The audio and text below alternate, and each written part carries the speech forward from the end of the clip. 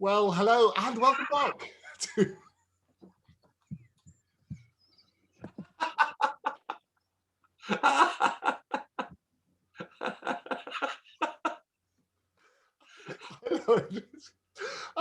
this is... This is...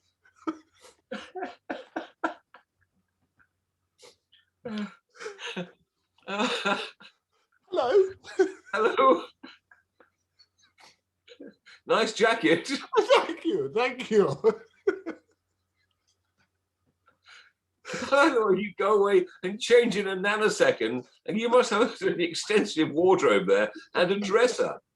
Oh, we love it. Well, this is to make people believe that this is live. You see, it's the magic of television. So we've done this on several different days. This is it, something different. This is I like the chalk stripe. Do you like a chalk stripe? I think it's very, very good. Yes, I don't know whether the handkerchief is actually whether it's one of those that comes with the handkerchief sewn in or a cardboard thing, or whether it's a real. That'd be rather good, but it does match. Look, there you go. Look, it matches the lining, which matches my eyes, especially now. You see.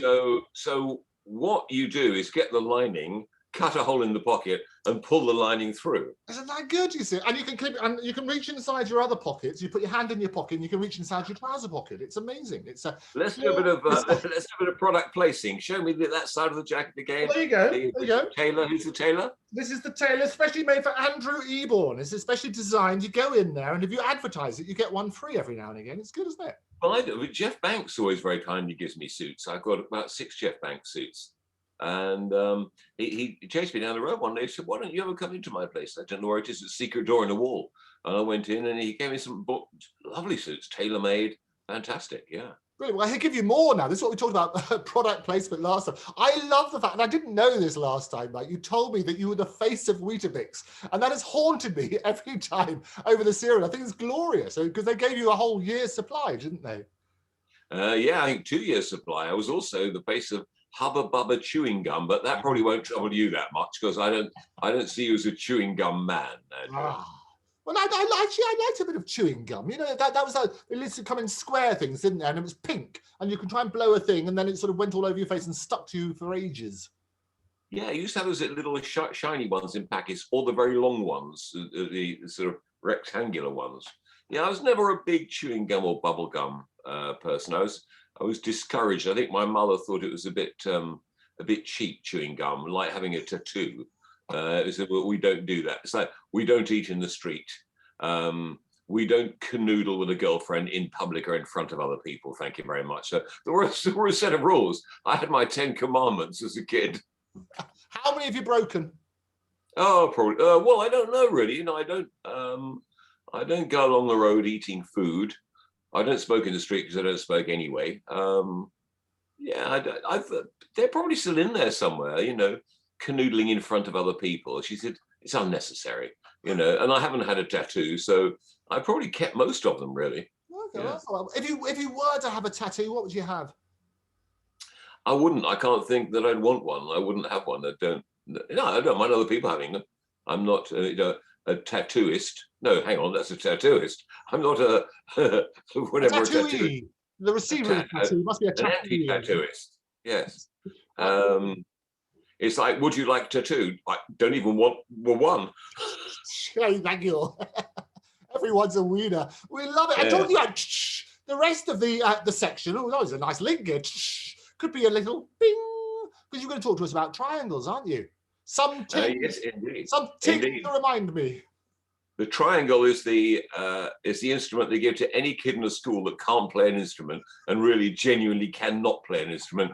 They give them a triangle. I think it's probably been phased out now. I'm sure you know, bands or orchestras don't have. Well, I'm sure if they do have a triangle, it's the percussionist that plays it along with all the other percussive stuff he plays. But there's no single triangular man that stands going bing. I know, but it's such a glorious moment. But there is someone where you have this big orchestra, and I've seen these fantastic bands on stage. You have the wonderful sounds, and all of a sudden there's a spotlight on somebody, and they just go bing, and it just makes the whole place erupt. It is a glorious moment. I think Charlie Drake made a lot of that rather famously years ago in his orchestra, where he was everybody, and then there was this side of the cymbals where he sort of shook as he clashed the cymbals. It was very clever. We love it. Well, we'll follow to Laureate, the radio Laureate. Let's hear all about triangles. Okay, I thought of it because it was tortilla chip day, and they're triangular shaped. And I thought, I can't really write a whole poem about tortilla chips, so I went with triangles. Tortilla chip day. Back in the day, they were newfangled triangled, which was the company's biangle. And a love triangle is a ménage à trois. Moi? No, it must have been 3 other lovers. I don't have the strength. But a triangle with 2 sides of equal length is an isosceles. You know, the same shape as processed cheese. In them little packets. Yes, the little foil jackets. Triangular cheese. And if you're on the 7 seas, look at it from Barry Manilow's angle and avoid the Bermuda Triangle. Think lateral. If 3 sides are the same, then it's equilateral, which, if you're geometrically fluent, you'll know makes the internal angles congruent. And you could get affluent making lucre at snooker, using the triangle to set up the reds. And talking of reds under the beds, were Philby, Burgess and McLean a spy angle triangle? One of them drove a Ford Angle, Leah, when they were here. And although Napoleon didn't like us, the Angles, his hat was a triangle, a tricorn, just like the dry corn from which they made tortilla chips, those 3 sharpened tips. That's the story. They should use the PR line, angles from the realms of glory. Hey, I love it. Well, if it's a tortilla chip, it should be an isosceles triangle, shouldn't it? As in salsa. Oh, very good. Yeah, very good. What I tried to do with this was start with tortilla chips and get back to tortilla chips at the end. Yeah, yes, very good. No, I like that. Well, there we go. I was going to do more jokes about triangles, but that would be a bit obtuse. It would. See, there's a whole load. No, I'll leave those with you. You've been working on that, Jerry. I see your brain working. I love it. Whilst I've been changing, it's going. I know. And your eyes glaze over. Yeah, no, they're good. They're very good. Very good. That'd be good. Worthy of a man in a pinstripe suit. Very good. It's all good. Mike, it's always a delight. Thank you so much for joining me. Like Mr. Ben, you're going off to the shop now to change into another outfit. Oh, we could surprise you. Something peaceful. Be good. Take care. Bye-bye. Bye. So thank you to my old buddy, Mike Reed, the radio Laureate. Do join us next time. More outfits, more fun. And don't forget, you can follow me at Andrew Eborn, at Octopus TV. You can subscribe on all of these platforms. Do it now so you don't miss out. And don't forget, if you have any comments or like to be a guest or have suggestions for guests, I love hearing from you. Write to me, guests@octopustv.com. That's guests@octopustv.com. But for now, thanks for joining me. See you next time. Bye-bye.